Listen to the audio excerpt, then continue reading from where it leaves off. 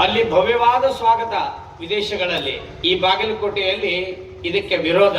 ಇದು ಎಂತ ಪರಿಸ್ಥಿತಿ ಅಂದ್ರೆ, ಭಾರತದಲ್ಲಿಯೇ ಹಿಂದೂ ಸಮ್ಮೇಳನ ಮಾಡಕ್ಕೆ ಭಾರತೀಯರೇ ವಿರೋಧ ಮಾಡ್ತಾ ಇರುವ ಏಕೈಕ ದೇಶ ಯಾವುದಾದ್ರೂ ಇದ್ರೆ ಅದು ಭಾರತ ದೇಶ. ಇದು ಅವಮಾನ. ಈಗ 2-3 ದಿನಗಳ ಹಿಂದಿನಿಂದ ನಡೆದಿರುವಂತಹ ಬಾಗಲಕೋಟೆಯಲ್ಲಿ ಒಂದು ಘಟನೆ ನಡೆದಿದೆ. ಛತ್ರಪತಿ ಶಿವಾಜಿ ಮಹಾರಾಜರ ಜನ್ಮೋತ್ಸವದ ನಿಮಿತ್ತವಾಗಿ ನಡೆದಿರುವಂತಹ ಶೋಭಾಯಾತ್ರೆಯ ಮೇಲೆ ಕಲ್ಲು ತೂರಾಟ ಅಂತಾರೆ. ಕಲ್ಲು ತೂರಾಟ ಅಲ್ಲ, ಕಲ್ಲು ಎಸೆಯುವುದದು. ತೂರಾಟ ಅಂದ್ರೆ ಮಕ್ಕಳ ಆಟ ಆಗುತ್ತೆ ಅದು. ಆ ಕಲ್ಲು ತೂರಿರೋರ್ನ ಕಿಡಿಗೇಡಿಗಳಂತಾರೆ. ಕಿಡಿಗೇಡಿಗಳು 7ನೇತ್ತ 3ನೇತ್ತ 4ನೇತ್ತವ್ರಿಗೆ ಅಂತಾರೆ. ಇಂಥವ್ರಿಗೆ ಅನ್ನೋದಿಲ್ಲ. ಇವರು ಕೇಡಿಗಳು, ಇವರು ಕಿಡಿಗೇಡಿಗಳಲ್ಲ. ಉದ್ದೇಶಪೂರ್ವಕವಾಗಿ ಕಲ್ಲನ್ನು ಒಗೆದಿದ್ದಾರೆ, ಚಪ್ಪಲಿಗಳನ್ನು ಎಸೆದಿದ್ದಾರೆ. ಪೊಲೀಸ್ನವರು ಒಳಗಡೆ ಅದನ್ನು ನಿಯಂತ್ರಣ ಮಾಡ್ತಾ ಇದ್ದಾರೆ. ಅಲ್ಲಿ ನಮಾಜ್ ಮಾಡೋರು ಬೇರೆ ಇದ್ದಾರೆ, ಅಲ್ಲಿ ಹೋಗಿ ಗಲಾಟೆ ಮಾಡೋರು ಬೇರೆ ಇದ್ದಾರೆ. ಆದ್ರೆ ಏನು ಮಾಡೋದು? ಹಿಂದೂಗಳೇ ಆಗಿದ್ದಂಥವ್ರು ನಮ್ಮ ರಾಜಕಾರಣದಲ್ಲಿರೋರು ಹಿಂದೂ ವಿರೋಧಿಗಳಿರೋದ್ರಿಂದ ಅಲ್ಲಿ ಏನ್ ನಡೆದ್ರು ಅದನ್ನ ಮುಚ್ಚಿಡ್ತಾ ಇದ್ದಾರೆ. ನಾವು ಏನು ಮಾತನಾಡದೇ ಇರುವಂತ ಸ್ಥಿತಿಲಿ ನಮ್ಮ ಸಮಾಜ ಬಂದು ನಿಂತಿದೆ ಇವತ್ತು. ಯಾರೊಬ್ರು ಹೇಳಿದ್ರು 2 ಕಡೆ ಅರೆಸ್ಟ್ ಮಾಡಿಬಿಡ್ರಿ ಅಂತ. ಇವತ್ತು ನಮ್ಮೊಬ್ಬ ಅಶೋಕ್ ಬಾರ್ಕೆ ನನ್ನ ಒಂದು ಕೈ ಮುರಿದಿದೆ, ಅವನನ್ನು ಅರೆಸ್ಟ್ ಮಾಡಿದ್ದಾರೆ. ಕಾರ್ಯಾಂಗ, ನ್ಯಾಯಾಂಗ, ಶಾಸಕಾಂಗ ಏನಿದೆ ಅದರಲ್ಲಿ ನ್ಯಾಯಾಂಗ ಏನಿದೆ ಅದು ಸ್ವತಂತ್ರವಾಗಿ ಕಾರ್ಯನಿರ್ವಹಿಸುವಂಥದ್ದು. ನಾನು ಯಾರನ್ನ ಗಂಡುಗಲ್ಲಿ ಪೊಲೀಸರು ಅಂತೀನಿ ಅಂದ್ರೆ, ಸರ್ಕಾರದ ಮಾತನ್ನು ಕೇಳಲಾರದೆ ಯಾರು ಕ್ರಮ ತಗೋತಾರೋ ಅವರು ಗಂಡುಗಲ್ಲಿ ಪೊಲೀಸ್ನವರು. ಕ್ಷೇತ್ರದಲ್ಲಿ ಗಲಾಟೆ ಆಗಬಾರ್ದು ಅಂತ ಪೊಲೀಸ್ನವರು ಏನ್ ತೀರ್ಮಾನ ತಗೋತಾರ ಅದು ನಿಜವಾಗಿರತಕ್ಕಂತಹ ಒಂದು ಪೌರುಷ ಇರುವಂತ ಕಾರ್ಯ. ನಾವೇನು ಬಾಂಗ್ಲಾದೇಶದಲ್ಲಿ ಅಥವಾ ಪಾಕಿಸ್ತಾನದಲ್ಲಿ ಹಿಂದೂ ಸಮ್ಮೇಳನ ಮಾಡ್ತಾ ಇಲ್ಲ. ಛತ್ರಪತಿ ಶಿವಾಜಿ ಮಹಾರಾಜರ ಯಾತ್ರೆಯನ್ನ ಬೇರೆ ರಾಷ್ಟ್ರದಲ್ಲಿ ಮಾಡ್ತಾ ಇಲ್ಲ.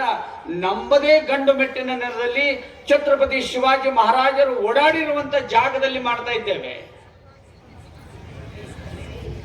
ಯಾರು ಇದನ್ನು ಕೇಳಿಸ್ಕೊತಾ ಇದ್ರೆ ಕೇಳಿಸ್ಕೊಳ್ಳಿ. ಛತ್ರಪತಿ ಶಿವಾಜಿ ಮಹಾರಾಜರ ಬಗ್ಗೆ ಇಂಗ್ಲೆಂಡ್ ನಲ್ಲಿ ಒಂದು ವಿಚಾರ ಸಂಕಿರಣ ನಡೆದಿತ್ತು. ಈ ಜಗತ್ತಿನಲ್ಲಿ ಶ್ರೇಷ್ಠ ರಾಜ ಯಾರು ಅಂತ ತೀರ್ಮಾನ ಮಾಡುವಂತ ಒಂದು ಕಾರ್ಯಕ್ರಮ ನಡೆದಿತ್ತು. ಕಟ್ಟ ಕಡೆಗೆ ಸಮಾರೋಪ ಸಮಾರಂಭದಲ್ಲಿ ಹೇಳ್ತಾರೆ, ಜಗತ್ತಿನ ಅತ್ಯಂತ ಶ್ರೇಷ್ಠ ನೈತಿಕ ರಾಜ ಯಾರಾದರೂ ಇದ್ರೆ ಅವನು ಛತ್ರಪತಿ ಶಿವಾಜಿ ಮಹಾರಾಜ ಅಂತ ಇಂಗ್ಲೆಂಡ್ ನಲ್ಲಿ ಹೇಳಿದ್ದಾರೆ.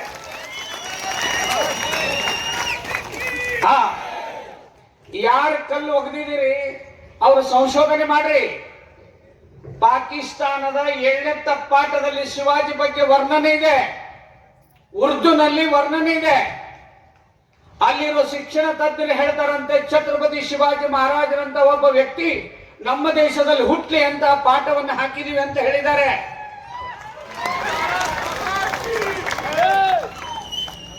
ಶಿವಾಜಿ ಮಹಾರಾಜರ ಸೈನಿಕರು ರಸ್ತೆಯಲ್ಲಿ ಓಡಾಡುವ ಸಮಯದಲ್ಲಿ, ಕಾಡಿನಲ್ಲಿ ಹಾದು ಬರುವ ಸಮಯದಲ್ಲಿ ಒಬ್ಬಳು ಮುಸ್ಲಿಂ ಯುವತಿ ಸಿಗ್ತಾಳೆ. ಬುರ್ಕಾ ಹಾಕಿರುವಂತ ಮಹಿಳೆಯನ್ನ ಕರ್ಕೊಂಡು ಬಂದು ಶಿವಾಜಿ ಮಹಾರಾಜರ ಮುಂದೆ ನಿಲ್ಲಿಸ್ತಾರೆ. ಆ ಕರ್ಕೊಂಡು ಬಂದಿರೋರು ತಿಳ್ಕೊಂಡಿರ್ತಾರೆ, ಇವಳನ್ನ ಕರ್ಕೊಂಡು ಬಂದ್ರೆ ಶಿವಾಜಿ ಮಹಾರಾಜರು ಅನುಭವಿಸ್ತಾರೆ ಅಂತ ತಿಳ್ಕೊಂಡಿರ್ತಾರೆ. ಅವಳ ಮುಖದ ಮೇಲಿನ ಬುರ್ಕಾ ತೆಗೆದು ಶಿವಾಜಿ ಮಹಾರಾಜರು ಹೇಳ್ತಾರೆ, ಎಂತ ಸುಂದರವಾಗಿದ್ದಿ ತಾಯಿ ನೀನು, ನನ್ನ ತಾಯಿ ನಿನ್ನ ಹಾಗೆ ಇದ್ರೆ ನಾನು ಇನ್ನೂ ಸುಂದರನಾಗಿ ಹುಟ್ಟುತ್ತಿದ್ದೆ ಅಂತ ಹೇಳಿರುವಂತ ನೈತಿಕ ರಾಜ ಶಿವಾಜಿ ಮಹಾರಾಜ. ಅವನ ಸೈನ್ಯದಲ್ಲಿ 7 ಜನ ಮುಸಲ್ಮಾನರು ಇರ್ತಾರೆ. ಅಂತ ಶಿವಾಜಿ ಮಹಾರಾಜನಿಗೆ ಇಡೀ ಭಾರತ ದೇಶದ ಎಲ್ಲ ರಾಜ್ಯಗಳಲ್ಲಿ ರಾಠೋಡರು, ರಟ್ಟರು, ಲಂಬಾಣಿಗಳು, ರಾಷ್ಟ್ರಕೂಟರು ಇವರೆಲ್ಲರೂ ಕೂಡ ಮಹಾರಾಣಾ ಪ್ರತಾಪ ಸಿಂಹ, ಛತ್ರಪತಿ ಶಿವಾಜಿ ಮಹಾರಾಜ ಮತ್ತು ಛತ್ರಪತಿ ಇನ್ನೊಬ್ಬ ಪೃಥ್ವಿರಾಜ ಚೌಹಾಣ ಇವರೆಲ್ಲ ರಾಷ್ಟ್ರಕ್ಕಾಗಿ ಜೀವನವನ್ನ ಮಾಡಿರ್ತಕ್ಕಂಥ ವ್ಯಕ್ತಿಗಳಿಗೆ ಸಂಬಂಧಪಟ್ಟಂತ ಶಿವಾಜಿ ಮಹಾರಾಜ ಹಿಂದವಿ ಸಾಮ್ರಾಜ್ಯವನ್ನ ಸ್ಥಾಪನೆ ಮಾಡಿರುವಂತ ಛತ್ರಪತಿ ಶಿವಾಜಿ ಮಹಾರಾಜರ ಯಾತ್ರೆ ಹೋಗ್ತದೆ ಅಂದ್ರೆ ಮಸೀದಿ ಮೈಲಿಂದ ಹೂ ಹಾಕಬೇಕೆ ಹೊರತು ಚಪ್ಪಲಿ ಹಾಕೋದು ನಿಮಗೆ ಶೋಭೆ ತರೋದಿಲ್ಲ. ಮುಂದಿನ ದಿನಗಳಲ್ಲಿ ಅದರ ಪರಿಣಾಮವನ್ನ ನೀವು ಎದುರಿಸಬೇಕಾಗುತ್ತೆ ಅನ್ನೋದನ್ನ ನಾನು ನೆನಪಿಸ್ತಾ ಇದ್ದೇನೆ. ಕಾಲಘಟ್ಟದಲ್ಲಿ ನಾವಿಲ್ಲ. ಹಿಂದೆ ಹನುಮಂತ ಗದೆ ತಗೊಂಡು ಬಂದಿದ್ದ, ಕೃಷ್ಣನ ಕೈಯಲ್ಲಿ ಸುದರ್ಶನ ಚಕ್ರ ಇತ್ತು, ಶಿವನ ಕೈಯಲ್ಲಿ ತ್ರಿಶೂಲ ಇತ್ತು. ಧರ್ಮ ಸಂಸ್ಥಾಪನಾರ್ಥಾಯ ಸಂಭವಯಾಮಿ ಯುಗೆ ಯುಗೆ ಅಂತ ಕೃಷ್ಣ ಪರಮಾತ್ಮ ಹೇಳಿದ್ದಾನೆ. ಆ ಪ್ರಕಾರದಲ್ಲಿ ಈಗೊಬ್ರು ಬುಲ್ಡೋಜರ್ ತಗೊಂಡೇ ನಮ್ಮ ದೇಶಕ್ಕೆ ಬಂದಿದ್ದಾರೆ. ಅದು ಬಾಗಲಕೋಟೆಯಲ್ಲಿ ಬರೋ ದಿನಗಳ ದೂರಿಲ್ಲ, ನೆನ್ಪಿಟ್ಕೊಳ್ಳಿ.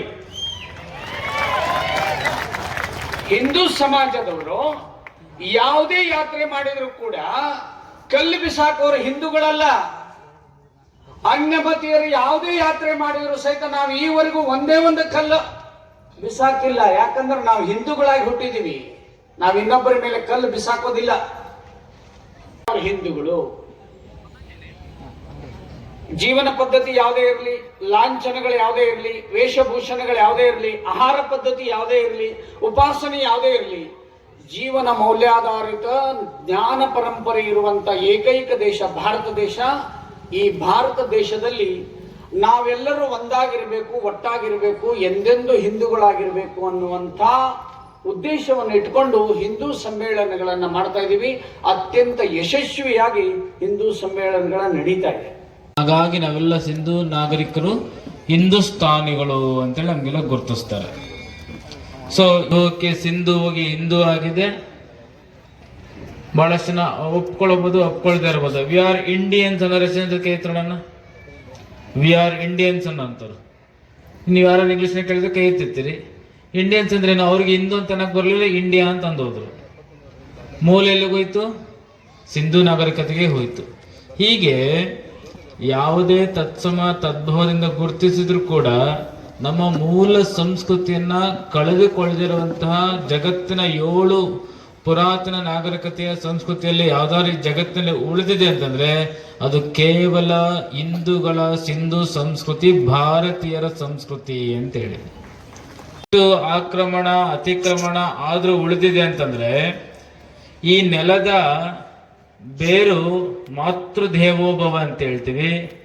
ಈ ಮಾತೃದೇವೋಭವ ಅಂತ ಹೇಳುವ ಹಿನ್ನೆಲೆಯಲ್ಲಿ ಸಂಸ್ಕಾರ ಇದೆ. ತಾಯಿ ನಮಗೆ ಮೊದಲು ಹೇಳೋದು ಇದನ್ನ ಮಾಡು, ಇದನ್ನ ಮಾಡಬೇಡ ಅಂತೇಳಿ. ಬಹಳಷ್ಟು ಮಕ್ಳಿಗೆ ನೋಡಿ ಕಿರಿಕಿರಿ ಸ್ಟಾರ್ಟ್ ಆಗುತ್ತೆ. ತಾಯಿ ಮಕ್ಕಳಿಗೆ ಮಾಡು ಅನ್ನೋದಕ್ಕಿಂತ ಜಾಸ್ತಿ ಮಾಡಬೇಡ ಮಾಡಬೇಡ ಮಾಡಬೇಡ ಅಂತ ಹೇಳ್ತಿರುತ್ತೆ. ತಾಯಿ ಮಾಡಬೇಡ ಅಂತ ಹೇಳುವ ಉದ್ದೇಶ ಏನಂತಂದ್ರೆ ತಪ್ಪನ್ನ ಮಾಡಬೇಡ ಅನ್ನುವಂತಹದ್ದು. ಈ ಹಿನ್ನೆಲೆಯಲ್ಲಿ ನಮ್ಮ ಧರ್ಮದ ಮೂಲ ಸಂಸ್ಕಾರದಿಂದ ಕೂಡಿರುವಂತಹ ಸಂಸ್ಕೃತಿ ಆಗಿರೋದ್ರಿಂದ ಸ್ವಧರ್ಮ ನಿಷ್ಠೆ, ಪರಧರ್ಮ ಸಹಿಷ್ಣುತೆ ಇದೆ ಅನ್ನುವಂತಹದ್ದು.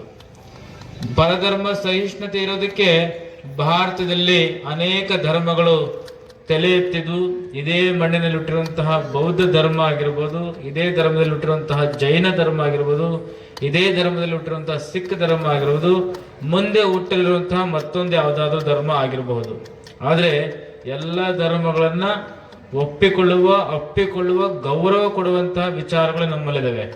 ನಮ್ಮಲ್ಲೇ ಆಚಾರ್ಯತ್ರಯರು ಬರ್ತಾರೆ ಬಹಳ ವಿಭಿನ್ನವಾಗಿ. ಸಿದ್ಧಲಿಂಗ ಸ್ವಾಮಿಗಳು ಅರ್ಥಾತ್ ಗದಗಿನ ಜಗದ್ಗುರುಗಳವರ ಜಯಂತಿ. ಅವರು ತಮ್ಮ ಜೀವನೋದ್ದಕ್ಕೂ ಭಾವೈಕ್ಯತೆಯ ಸಂದೇಶವನ್ನ ಸಾರುವಂತ ಕೆಲಸವನ್ನ ಮಾಡ್ಕೊಂತ ಬರ್ತಾ ಹೋದ್ರು. ಭಾವನೆಗಳನ್ನ ಐಕ್ಯತೆ ಮಾಡುವಂತಹ, ಧರ್ಮಗಳಿರುವಂತಹ ಸಮಾನತೆಯ ಸೌಮ್ಯತೆಯ ವಿಚಾರಗಳನ್ನ ಸಮೀಕರಿಸುವಂತ ಕೆಲಸವನ್ನ ಮಾಡ್ತಾ ಬರ್ತಾ ಇದ್ರು. ಎಲ್ಲೋ ಒಂದ್ ಕಡೆ ಅವರ ಆತ್ಮಕ್ಕೆ ಇವತ್ತು ಧಕ್ಕೆ ಆಗಿದೆ ಎನ್ನುವಂತಹದ್ದು ನಿನ್ನೆ ಘಟನೆ ಕಂಡು ಬರ್ತಾ ಇರುವಂತಹದ್ದು. ಅಷ್ಟೇ ಅಲ್ಲ, ಏನು ರಾಷ್ಟ್ರೀಯ ಸ್ವಯಂ ಸೇವಕ ಉಟ್ಕೊಂಡಾಗ 2ನೇ ಸರ ಸಂಚಾಲಕರು ಗುರೂಜಿಯವರು ಉಡುಪಿಯಲ್ಲಿ ನಡೆಯುವಂತಹ ಸಂದರ್ಭದಲ್ಲಿ ಈ ಅಸ್ಪೃಶ್ಯತೆ ನಿವಾರಣೆ ಆಗಬೇಕು, ಎಲ್ಲರೂ ಸಮಾನರಾಗಿ ಕಾಣಬೇಕೆನ್ನುವಂಥ ದೃಷ್ಟಿಯಲ್ಲಿ ನಿಜವಾದ ಹಿಂದವಿ ಸಮಾಜವನ್ನ ಯಾರು ಕಟ್ಟಲಿಕ್ಕೆ ಮುಂದೆ ಬರ್ತೀರಾ, ಅದಕ್ಕೆ ಯಾರು ತಮ್ಮನ್ನು ತಾವು ಅರ್ಪಣೆ ಮಾಡ್ಕೊಳ್ತೀರ ಅಂತ ಅಂದಾಗ ಈ ದೇಶದ ಮಹಾನ್ ಸಂತ ಆಗೋಗಿರುವಂತಹ ಉಡುಪಿಯ ಪೇಜಾವರ ಮಠದ ವಿಶ್ವೇಶ್ವರ ಶ್ರೀಪಾದಂಗಳು ಮೊದಲು ಬಂದು ಅವತ್ತಿನ ತರುಣಾವಸ್ಥೆಯಲ್ಲಿ ನಾನು ಕಟ್ಟುತ್ತೇನೆ, ಅದರ ಪರವಾಗಿ ನಿಲ್ಲುತ್ತೇನೆ ಅಂತೇಳಿ ಜೀವನೋದ್ದಕ್ಕೂ ಕೂಡ ಅವರು ದಲಿತರ ಕೇರಿಗಳಿಗೆ ಹೋಗುವಂತ ಕೆಲಸವನ್ನ ಮಾಡಿದ್ರು, ದಲಿತರನ್ನ ಅಪ್ಪಿಕೊಳ್ಳುವಂತ ಕೆಲಸವನ್ನ ಮಾಡಿದ್ರು, ಅಸ್ಪೃಶ್ಯತೆ ಆಚರಣೆ ಅಂತದನ್ನ ದೂರ ಮಾಡಿದ್ರು. ಅಷ್ಟೇ ಯಾಕೆ, ವಾಸ್ತವ ಸ್ಥಿತಿಯಲ್ಲಿ ಇವತ್ತು ಯಾರು ಆ ರೀತಿಯಾಗಿ ಮಾಡ್ತಾರೆ ಅಂತ ನಾವು ಚರ್ಚೆನ ಮಾಡಿದಾಗ ಸ್ವತಃ ಇವತ್ತಿನ ಸರಸಂಚಾಲಕರಾಗಿರುವಂತಹ ಮೋಹನ್ ಭಾಗವತ್ ರವರು ದಲಿತ ಮಠಗಳಲ್ಲಿ ಒಂದಾಗಿರುವಂತಹ ಮಾದಾರ ಚೆನ್ನಯ್ಯ ಸ್ವಾಮೀಜಿಯವರ ಮಠಕ್ಕೆ ಹೋಗಿ ಅವರ ಮಠದಲ್ಲೇ ವಾಸ್ತವಿದ್ದು ಅವರ ಮಠಗಳಲ್ಲಿ ತಂಗಿ ಎಲ್ಲ ಹಿಂದೂ ಮಠಗಳ ಜೊತೆಗೆ ಒಂದು ಚಿಂತನ ಮಂಥನ ಗೋಷ್ಠಿ ನಡೆಸಿ ನಾವು ಎಲ್ಲರ ಜೊತೆಯಲ್ಲಿ ಇದ್ದೇವೆ, ಸಮಾನತೆಯನ್ನು ತರುವಂತ ನಿಟ್ಟಿನಲ್ಲಿ ನಾನು ಮುಂಚೂಣಿಯಲ್ಲಿದ್ದೇನೆ ಅನ್ನುವಂಥದ್ದನ್ನು ಸಂದೇಶವನ್ನು ಸಾರಿದ್ದಾರೆ. ಇದು ನಿಜವಾದ ಸಂಘ ಮಾಡ್ತಿರುವಂತ ಕೆಲಸ.